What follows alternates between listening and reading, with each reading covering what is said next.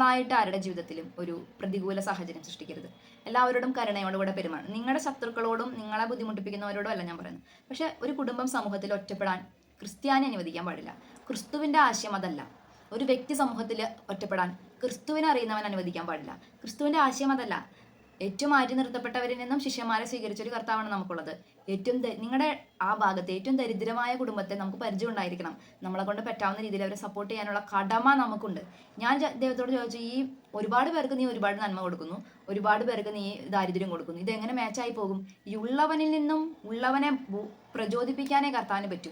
നിന്റെ ഉത്തരവാദിത്തമാണ് നീ ദരിദ്രനെ നോക്കേണ്ടതെന്ന്. ദൈവത്തെ സംബന്ധിച്ച് സമ്പന്നനായ ഒരുവൻ മകനാണ്, ദരിദ്രനും മകനാണ്. ഒരു മകനോട് പറയാം, എടാ നിന്റെ കയ്യിലുണ്ടല്ലോ, നിനക്ക് കഴിവുകളുണ്ടല്ലോ, അവന് അതിനുള്ള സാഹചര്യമില്ലടാ, നീ കൊടുക്കുക എന്ന് പറയണം. ഒരു ധനികന്റെ ഉത്തരവാദിത്തമാണ് ദരിദ്രനെ സപ്പോർട്ട് ചെയ്യുന്നുള്ളത്. റെസ്പോൺസിബിലിറ്റിയാണ്, നമ്മുടെ കടമയാണ്, നമ്മുടെ ഔദാര്യമല്ല അത്. നിങ്ങളൊരാൾക്ക് 500 രൂപ കൊടുക്കുന്നത് ഒരു ഔദാര്യമല്ല. അപ്പം നിങ്ങൾക്കത് അക്സെപ്റ്റ് ചെയ്യാൻ പറ്റണമെന്നില്ല. പക്ഷെ സ്പിരിച്വാലിറ്റിയിൽ അതാണ് പറയുക.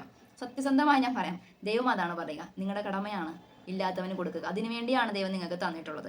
അത് അറിവായിരിക്കാം, കഴിവായിരിക്കാം, പണമായിരിക്കാം. നിങ്ങളുടെ ഇല്ലാത്തവനെ കൂടെ ഷെയർ ചെയ്യേണ്ടത് നമ്മുടെ ഉത്തരവാദിത്തമാണ്. കരുണ കാണിക്കാൻ പഠിക്കണം. ഈശോയെ അറിയുകയും കരുണ കാണിക്കാൻ കഴിയുകയും ചെയ്യുന്നില്ല എങ്കിൽ നമ്മൾ അറിഞ്ഞിരിക്കുന്ന ഈശോ വേറെ ആരോ ആണ്. നമ്മൾ ഉദ്ദേശിക്കുന്ന, നിങ്ങൾ മനസ്സിലാക്കിയ ഈശോ വേറെ ആരോ ആണ്.